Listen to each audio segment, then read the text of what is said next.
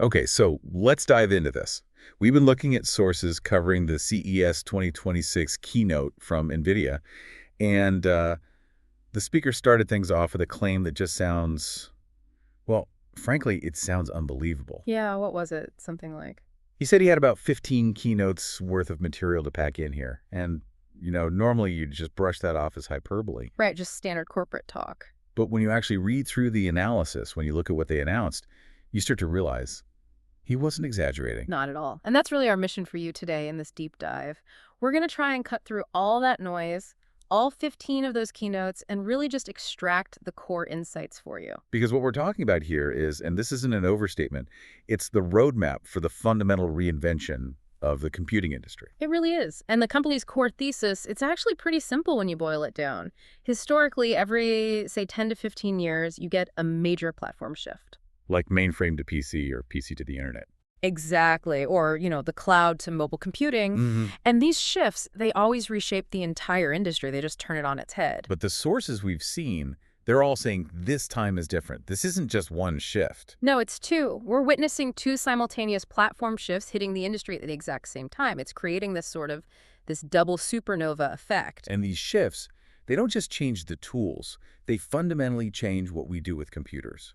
And even how we think about intelligence itself. That's the first shift. It's the idea that applications are now being built on AI. Right. So AI isn't just an application anymore, like a smart photo editor or, a little chat bot in the corner of a website. No, it's the foundation. It's become the operating system, the underlying architecture for virtually every new piece of software being created today. Enterprise tools, robotics, you name it. So that's a huge mental shift. From AI as a feature to AI as the fabric of everything. But the second shift, this is the one that's arguably way more difficult to actually pull off. Oh, for sure. And it's the reason why the whole hardware discussion in these sources is so critical. What is it? The second shift is the deep structural reinvention of the entire 5-layer stack of computing. Every single layer. From top to bottom? From the way we generate code all the way down to the physical silicon that runs it, everything has to be modernized, and it has to be modernized all at once to support this new AI-centric world. The old way of doing things is, it's rapidly becoming obsolete. Let's break down that change in methodology, because I think it says a lot about where this is all going. Yeah, look at the fundamentals. In the classical era, what did you do? You program software. You use languages like C, or Python. Right. Now you train the software using these massive data sets. And the hardware is different. Completely. In the classical era, you ran that software mostly on legacy CPUs. Now you run it overwhelmingly on accelerated computing platforms, GPUs, specialized accelerators. And the applications themselves behave differently. That's the critical part. Applications are no longer precompiled and static. They're not just fixed programs. They understand context. They generate every single token, every pixel, every action, completely from scratch and in real time. Every single time they run. Every single time. That sounds like a complete and total replacement of, everything. The infrastructure we have now. Yeah. It's just not built for that. It isn't, and that's why we're talking about a wholesale modernization effort. The scope is just... It's staggering. So what does this actually mean in terms of investment, in terms of financial scale?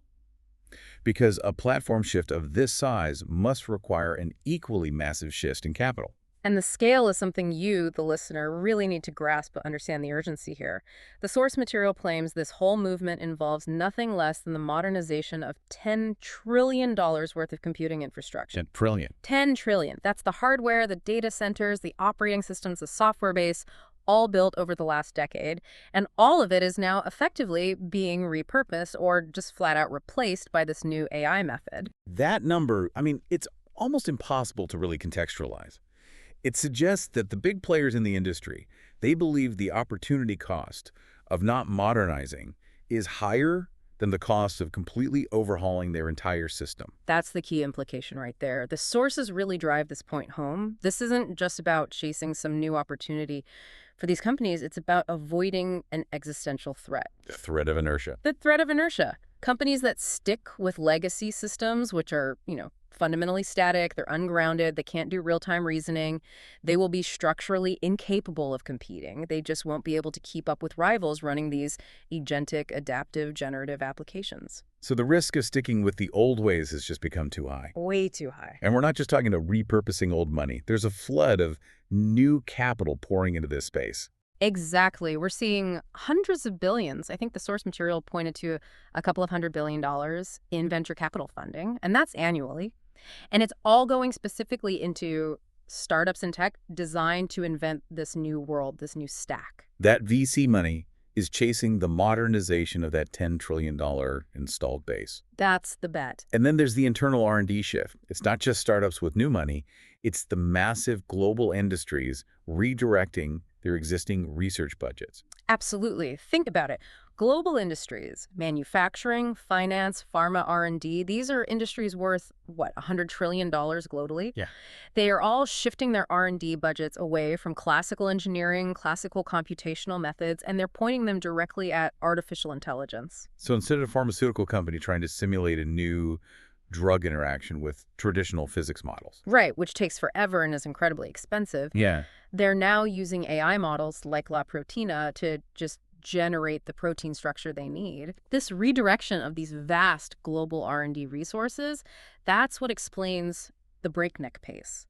It explains the urgency, and it's why that CES address could, in fact, hold 15 keynotes worth of material. The entire world is moving, and it's moving right now. Okay, so let's dive into the technological guts of this shift. It's defined by this fundamental change in activity. The core of computing is now training software, not programming it. This didn't happen overnight, but the sources paint a picture of just incredible compounding acceleration. Yeah, and to really get this, we need to anchor the discussion with a quick chronology. The source material laid it out pretty clearly, and it just shows how fast we got to this point. It really kicked off around 2015 with BERT.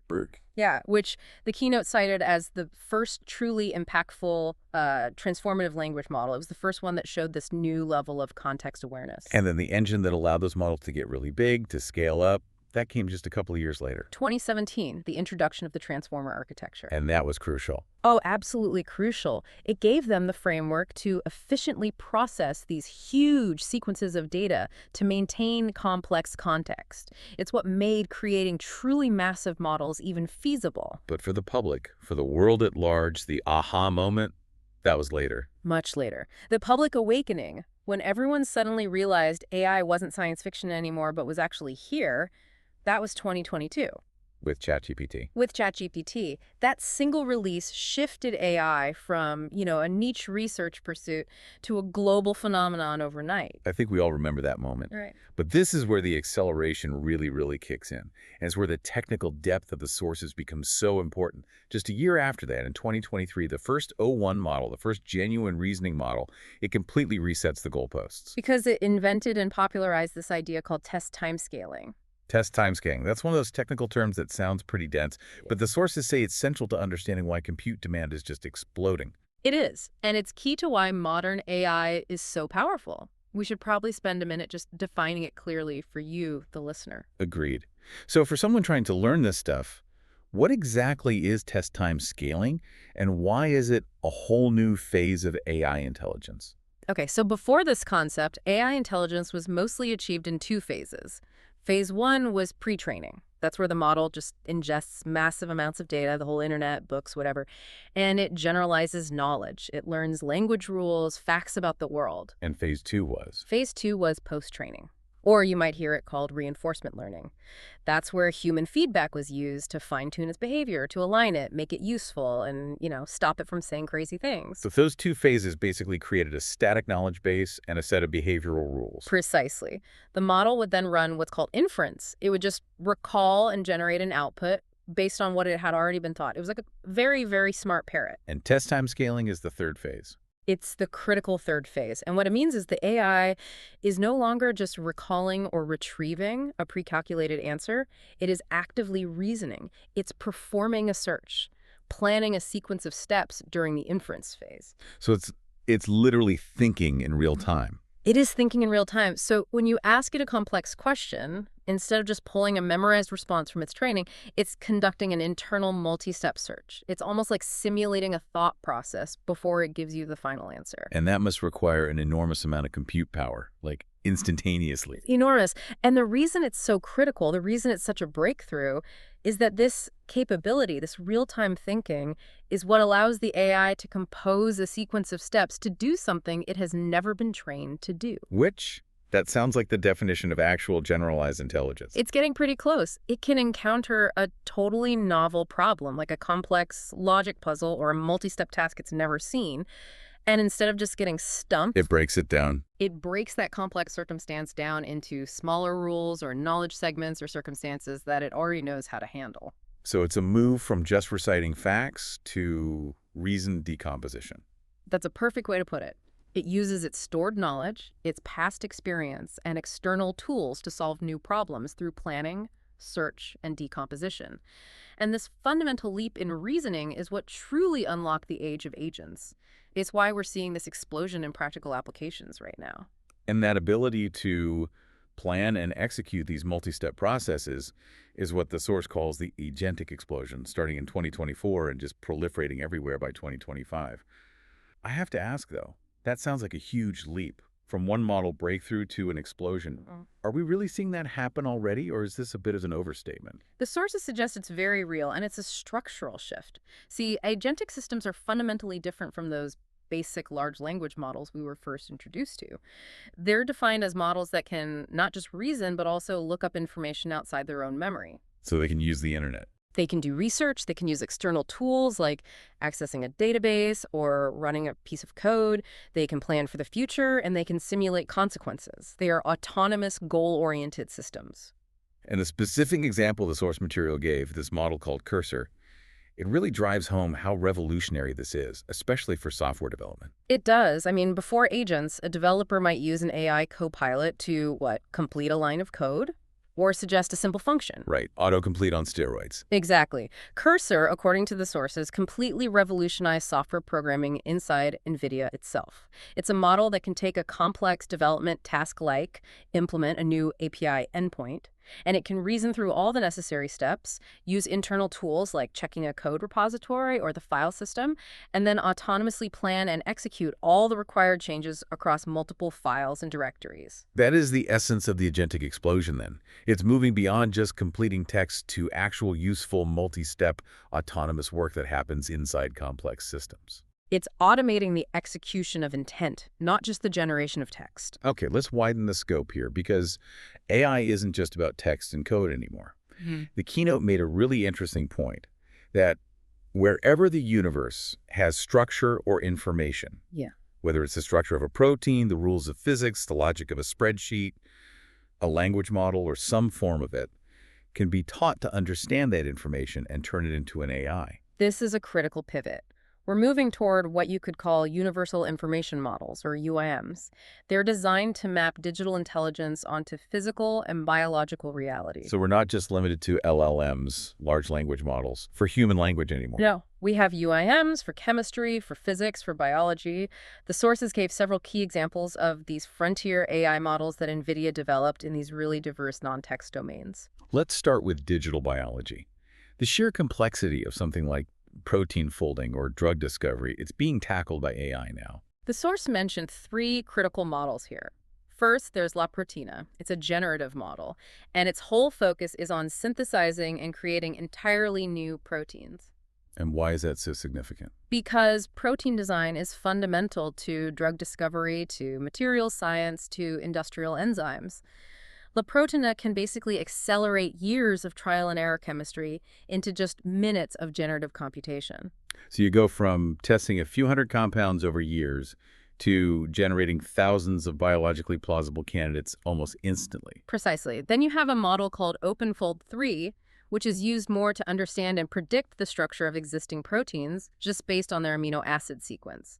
And finally, EVO2, which goes beyond single proteins to understand and generate multiple proteins at once. It's basically providing a foundational representation of how a cell works. So these models are translating the rules of chemistry and biology into an AI language, so we can do generative design at a molecular level. That's it. And this same capability extends into the physical world with AI physics and weather models, moving from generating proteins to predicting planetary behavior. That's an enormous jump. It is. They mention models like Earth-2, which is designed to understand and model the fundamental laws of physics on a massive scale. And when you couple that with specialized models like ForecastNet and Cordif, you start to revolutionize weather prediction. So the AI is grasping causality, the underlying rules of the universe, not just the syntax of human text. Right. If an AI can understand fluid dynamics and atmospheric forces, it can predict phenomena with a speed and accuracy that traditional simulation models just can't match. They also mentioned some groundbreaking foundational models that were really targeting speed and efficiency, like Nematron 3. What made that model? They described it as a hybrid transformer SSM model so important. This speaks directly to that need for speed we talked about, the one driven by test time scaling. Its hybrid structure combines the traditional transformer architecture with something called state space models, or SSMs. And that makes it Incredibly fast and efficient for sequential data processing.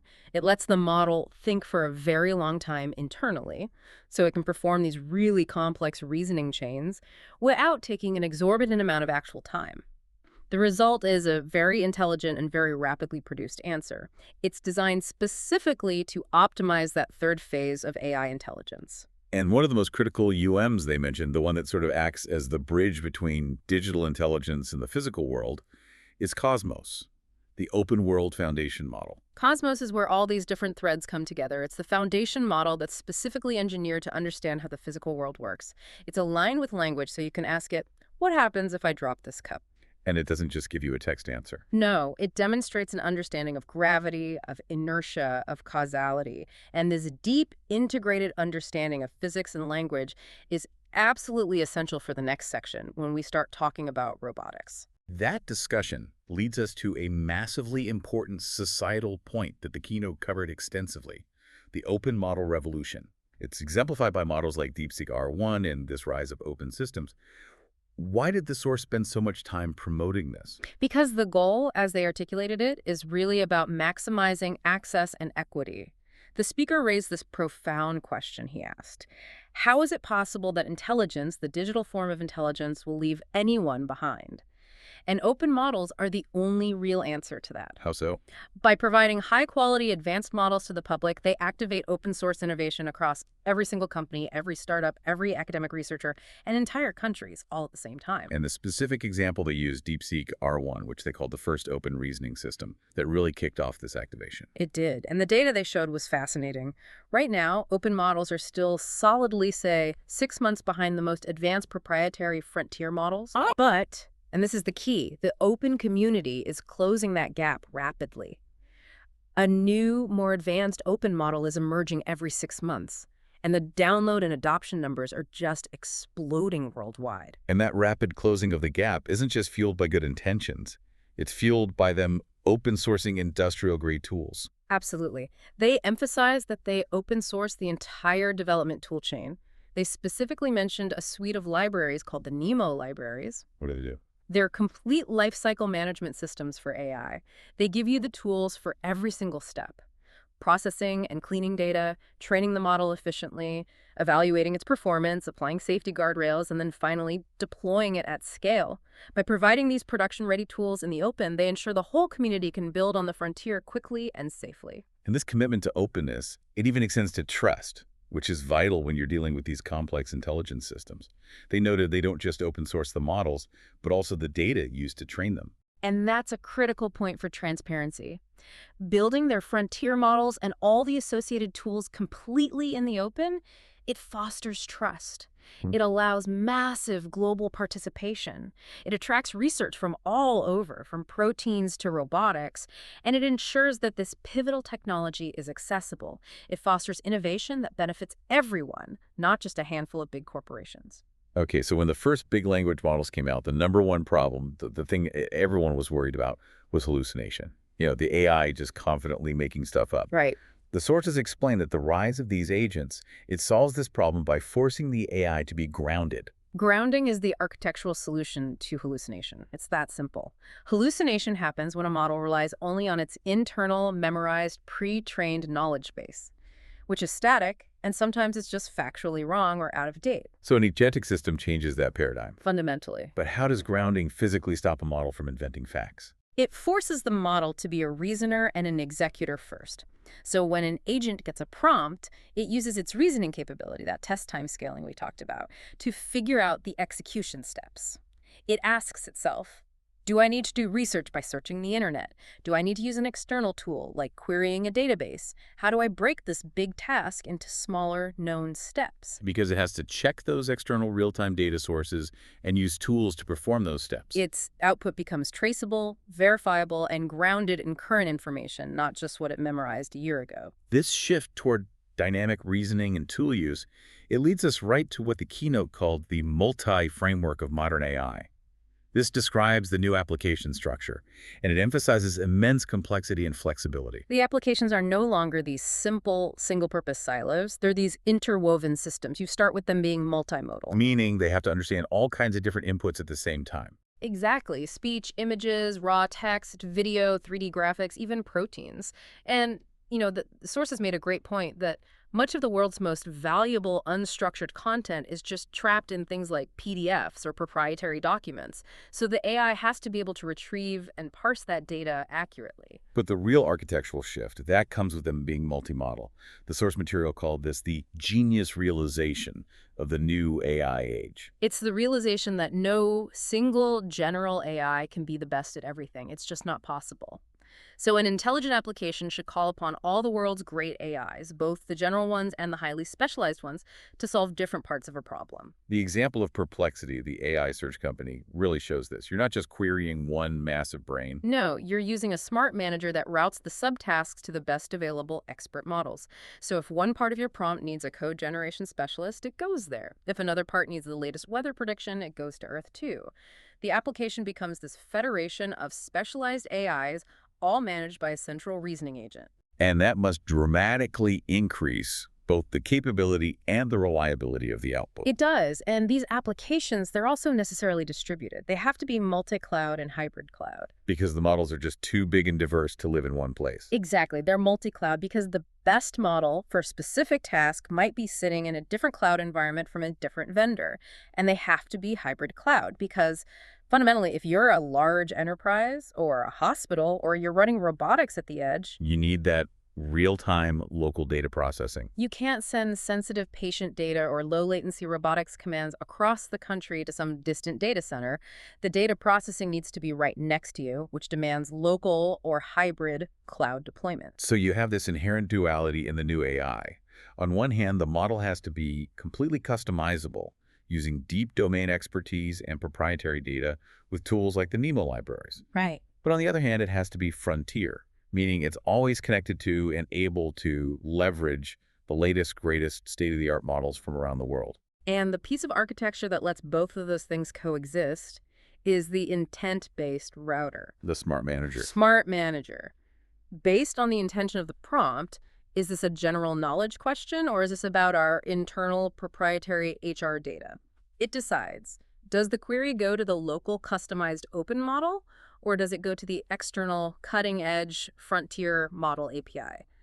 That manager is what makes the entire multi-model hybrid cloud architecture work seamlessly. The most compelling part of the keynote, the part that really brought all this complexity down to earth, was the practical demo.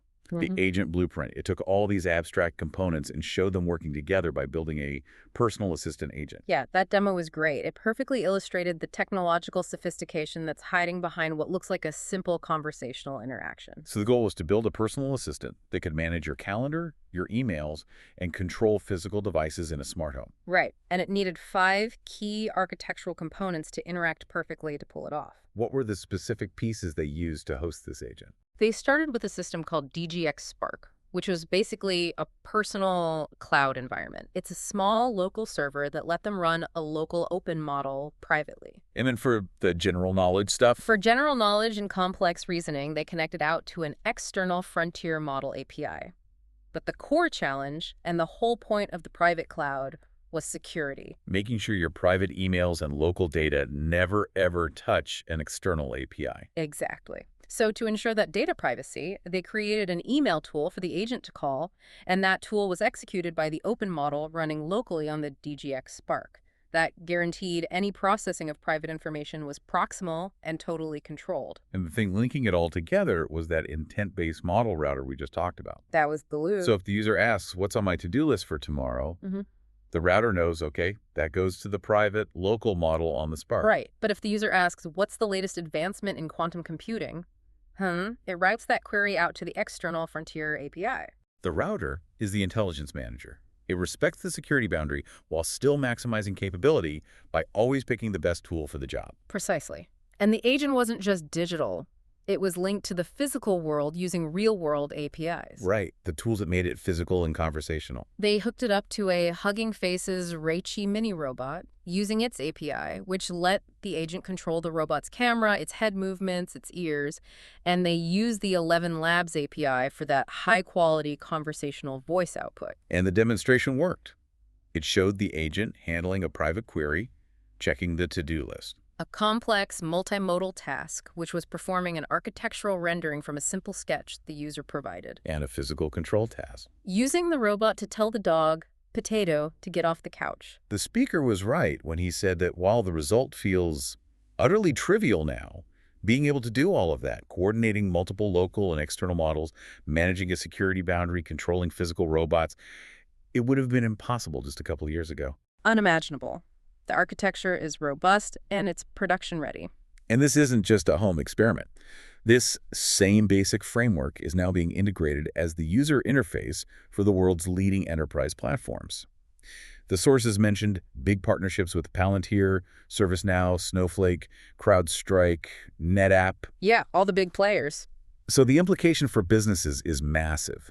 Agentic systems are becoming the conversational front end for these huge enterprise platforms, which means the traditional ways of interacting with data command lines, complex menus, spreadsheets, they're all being replaced by simple conversational agents. It radically simplifies the workflow. Instead of training employees on complex software, you just interact with the system like you're interacting with people. You can ask the CrowdStrike agent, summarize all unusual network traffic for the last 24 hours and recommend how to fix it. And the agent reasons, executes, and gives you a conversational answer. It just dramatically lowers the barrier to entry for using these complex enterprise systems. Which seamlessly brings us to physical AI, the intelligence that moves beyond the screen and into our factories, our cars, our homes. This is the new industrial revolution they talked about, robotics, autonomous systems. But the difficulty here is it's profound. It is, because AIs need to learn fundamental human common sense. And that's the massive technical hurdle that these digital AIs struggle with. The source material highlighted these critical common sense concepts that are completely alien to an AI that was only trained on digital data. Things like object permanence, knowing an object is still there even after it leaves the camera's view. Right. Or causality, understanding that if you push something a certain way, it's going to tip over, friction, gravity, and especially inertia. That physical law that means a heavy truck takes time to stop. And AI has to learn the common sense of the physical world to operate safely in it. And to solve that massive challenge, you can't use the traditional compute stack. The sources are very specific. You need a radically powerful compute infrastructure made of 3 separate computers all running together. Correct. You still need the training computer, those huge supercomputer clusters for training the massive foundation models like Cosmos and AlphaMyo, and you need the inference computer. That's the one that's actually in the car or the robot. Right. It's the ruggedized, real-time robotics computer that runs on the edge, doing the inferencing in milliseconds. But the third computer, the simulation computer, that's the transformative part. The simulation computer, or Omniverse as they call it. It's essential for physical AI. Think of it as the robot's dedicated laboratory. If an AI is going to perform an action, it has to be able to simulate the physical world's response to that action before it does it for real. So it can fail 1,000,000 times a second without breaking anything. Without smashing any real-world machinery or injuring anyone, it's how the AI gains physical common sense. And this is where Cosmos, that open frontier world foundation model, plays its crucial role. It links the language, the 3D structure, and the action. So what is its primary function in solving the data scarcity problem for physical AI? Cosmos is the engine that converts compute into data. Real-world training data for critical, rare, dangerous scenarios, the long tail of robotics. It's incredibly scarce. Yeah, you can't just go out and collect millions of examples of a crane malfunctioning or a truck nearly hitting a child. Exactly. So Cosmos is trained on internet-scale video, real driving data, robotic sensor data, and 3D simulation data. And then it generates synthetic data that is rigorously grounded by the laws of physics and verified against the ground truth. The sources gave that great example with the traffic simulator. You take the raw output, which is usually pretty dry and not very realistic, you feed it into Cosmos. And it generates physically plausible, photorealistic surround video that the AI can now learn from. That's the breakthrough. It expands the training data exponentially. Cosmos can do these complex physical AI skills, like generating realistic video from a 3D scene description or predicting trajectories from a single image, and it makes sure that any motion it simulates is physically coherent. So developers can run these interactive, closed-loop simulations where the world responds to the agent's actions, Right? solving that long-tail problem by just generating the specific data they need. Data that would take years to collect in the real world.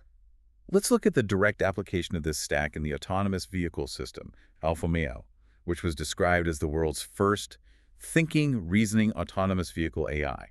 Alfa Romeo is really the pinnacle of this whole integrated stack. It's a true end-to-end train system. It takes raw input directly from the cameras, Camera in. and it produces direct actuation commands. Actuation out, steering, brakes, acceleration, and the model is trained on this vast combination of human demonstration miles and that high-fidelity physics-constrained synthetic data from Cosmos. But the core innovation is that reasoning layer. It's not just a reflex system. Exactly. It doesn't just act based on pattern matching. It reasons about the action it's about to take. It explains its reasoning in an internal language. I see the light turning yellow. I must brake because of the inertia of the vehicle. I am calculating the safest stopping trajectory. And then it calculates the trajectory based on that internal thought process. And that reasoning capability is what allows the system to solve the long tail of driving those highly unlikely, complex scenarios that are the biggest safety risk. It is the ultimate solution to the long tail. Since you can't possibly collect real-world data for every freak accident in every country, the car uses reasoning to cope. It decomposes those highly unlikely scenarios into a sequence of smaller, normal circumstances that the car already knows how to deal with. So this ability to break down novel, rare problems into known, manageable parts is the key to generalized autonomous safety. It is. And speaking of safety, the sources detail this crucial redundancy built into the vehicle stack, specifically the one being deployed in new Mercedes-Benz vehicles. This seems essential for public trust. The safety architecture is rigorous, and it has to be. They run two mirroring software stacks at the same time. First, you have the innovative end-to-end Alfa Romeo stack, which has incredible skills, but because it's end-to-end, its actions can sometimes be hard to fully trace back to a specific line of code. A bit of a black box. A bit. So to guardrail that, they run a second, completely separate, fully traceable, safety-certified classical AV stack, the kind that took years of traditional engineering to build. So you've got an innovative, high-skill AI stack and a proven, traceable classical stack running together. And a smart manager decides who gets to drive. Precisely. A policy and safety evaluator is constantly monitoring both stacks and deciding which one is driving the car.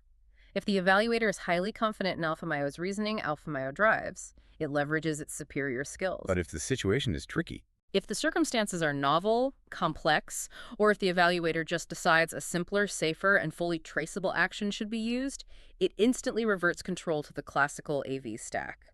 This diversity and redundancy to completely different approaches running in parallel is why the Mercedes-Benz CLA using this system was rated as one of the world's safest cars by NCAAP. and this entire physical AI stack root for humanoid robotics, Isaac Sim, Isaac Lab, Omniverse, it's way bigger than just cars. This is the foundation of that new industrial revolution. The sources really emphasize that. The entire toolkit is generalized for every form of robotic system. Mobile robots in warehouses, manipulators on assembly lines, fully humanoid robots. And the integration with major industrial partners is key. They mentioned Cadence and Synopsys for chip design and Siemens for manufacturing and industrial processes. So they're integrating CEX, physical AI, and Omniverse deep into the design stacks of these huge global industries. They are. And the ultimate goal here, which ties all the way back to that $10 trillion modernization, is radical efficiency and predictive manufacturing.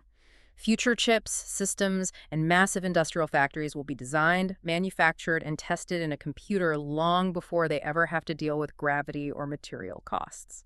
The factories of the future are gigantic robots. For gigantic coordinated robots. By designing and simulating the entire production line, the chips, the software, the massive machinery inside these sophisticated, physics-accurate simulation platforms, they can emulate the entire system. The same technology that let them design a safe, thinking AI car is now being used to revolutionize the entire industrial life cycle. This is moving the age of physical AI right into the heart of global manufacturing. That's the plan. Okay, this brings us to the final, absolutely indispensable piece of this puzzle, the hardware foundation, the Vera Rubin supercomputer system. And we have to start by revisiting the computing crisis because that's what necessitated this radical hardware overhaul. The gap between demand and traditional scaling is it's huge. The numbers are inescapable. They explain why they had to go for such extreme innovation. The models, the foundational intelligence, they're getting 10 times bigger every single year. An order of magnitude growth every year. Every single year. And on top of that, because of test time scaling, that real-time reasoning, the number of tokens being generated is increasing 5x per year. So you have this exponential demand just hammering the system. And meanwhile, traditional scaling, Moore's law, the number of transistors we can cram onto a chip, that is slowed way, way down. That's the crunch point. Transistor count is only giving you about a 1.6 times increase year over year. You cannot possibly meet 10x or 5x demand growth with 1.6x hardware growth. That gap is just widening every single year, and that structural problem demanded an architectural solution. And the solution they came up with was what they called extreme co-design. To close that gap and get the 10x performance they needed, they had no choice but to reinvent every single component of the system all at the same time. It was an architectural Hail Mary in a way. They couldn't rely on just incremental improvements. The result was a system of 6 co-designed chips, where every layer from the CPU to the networking switch was updated at once. That's an effort that usually takes multiple generations in this industry. Let's start with the processors. The system is named the Vera Rubin supercomputer. What about the Vera CPU? The Vera CPU was custom designed for a power-constrained world, but with maximum throughput. It has 88 physical cores, and it uses something called spatial multi-threading to present 176 threads to the system, making sure each thread maintains peak performance. But the crucial metric for data centers is efficiency. Performance per watt. Exactly. It delivers twice the performance per watt of the previous generation. In an age where data center power consumption is a leading global concern, that efficiency gain is foundational. But the truly radical challenge was the GPU, the Rubin GPU, because this chip had to somehow cheat the limits of Moore's law. It did. The Rubin GPU delivers 5 times the floating performance of the previous generation Blackwell. But here's the detail that really highlights the success of that co-design philosophy. It only uses 1.6 times the number of transistors. So that 1.6x is the hard limit of silicon growth. And to get a 5x performance leap from that small increase required total systemic innovation in the architecture, not just brute force. So how do they do it? How do they get that 5x boost? The sources point to the most important breakthrough being the NVFP4 tensor core. And this is not just a standard 4-bit floating point number. What makes this piece of silicon so revolutionary? This innovation is crucial. It addresses a fundamental trade-off in AI computing, the battle between precision and throughput. Speed versus accuracy. Exactly. To get massive throughput, the speed you need for inference, you want to use very low precision numbers, like 4-bit floating point, FP4. But if you lower the precision too much, the accuracy of the AI model degrades. You have to keep high precision for the most critical parts of the transformer engine. So you need to be fast and low precision most of the time, but accurate and high precision when it really, really matters. And that's what the NVFP4 tensor core does. It's an entire processing unit that understands how to dynamically and adaptively adjust its precision and structure based on the needs of the transformer engine, and it does it in real time. And that adaptive capability had to be built directly into the silicon. It had to be. The processing speed is too fast for software to manage those shifts. This groundbreaking work lets them achieve massive throughput using NVFP4 while guaranteeing the precision they need. It effectively bypasses the limitations of Moore's law for AI workloads. They expect this to become an industry standard. Beyond the chips, the system design focused intensely on making deployment and operation way more efficient. Let's look at the engineering feats in the data center, starting with the MGX chassis. The reduction in friction here is striking. They completely eliminated cables and made the system 100% liquid-cooled. This one innovation reduces the assembly time of a rack from 2 hours, plus the chance of human error down to just 5 minutes. And the cooling system itself is ingenious because it's so efficient it uses hot water. Hot water at 45 degrees Celsius, yeah. It sounds completely counterintuitive, cooling a supercomputer with hot water. But the implication for global energy consumption is huge. It's the silent killer of data center efficiency. By using 45-degree hot water for cooling, they completely eliminate the need for those massive, high-power water chillers in data centers. The sources project that this cooling efficiency alone will save about 6% of the world's total data center power, That is an enormous quantifiable saving. tied directly to a clever system design choice. They also implemented a critical power smoothing feature to manage the instantaneous current spikes from AI workloads, those all reduce operations. This seems subtle, but it has huge financial implications. It's another silent efficiency killer in every AI data center. AI workloads spike instantly, which often forces data centers to over-provision their power budget by a huge margin. The sources cited up to 25%. So a quarter of the data center's power capacity is just sitting there, wasted. Wasted, reserved for these peak spikes that only last for milliseconds. By implementing power smoothing across the entire Vera Rubin system, they can reliably manage those power surges. This lets companies fill up their entire power budget and maximize utilization, which directly increases the revenue and efficiency of a massive gigawatt data center. Okay, finally, scaling these giant models requires a complete reinvention of the networking and storage backbone. The networking components, like the NVLink 6 switch, can move 240 terabytes per second. That's twice the bandwidth of the entire global internet. An insane amount of data. But they also addressed a critical AI pain point, the KV cache problem. This is a massive headache for every AI lab running frontier models. The key value cache, or context memory, is the temporary working memory the AI uses to keep track of a long conversation or a complex reasoning chain. And that memory traditionally lives in the superfast HBM memory right next to the GPU. It does. But as models get bigger and conversations get longer, that working memory gets too large for the HBM to hold. It has to be offloaded onto the network for external storage. And the traditional solution, sending it to the main storage network, is now too slow. It's a huge bottleneck. It causes network congestion and latency that just severely hinders the AI's reasoning capabilities. So the revolutionary solution to this was the Bluefield-4 DPU. We should quickly define what a DPU is and then explain its novel use here. A DPU, or data processing unit, is a specialized processor. It's designed to handle data-centric tasks, networking, security, storage management, which frees up the CPU and GPU to just focus on compute. In this context, the Bluefield-4 DPU creates a whole new category of memory storage. So instead of sending the KV cache across the whole data center network, This revolutionary processor is placed right in the rack. It acts as a very fast context memory store directly on that same fast east-west traffic network. It bypasses the big network congestion entirely by keeping the working memory right next to the GPU that needs it. so it's like an incredibly fast local extension of the GPU's memory. That's a great way to think about it.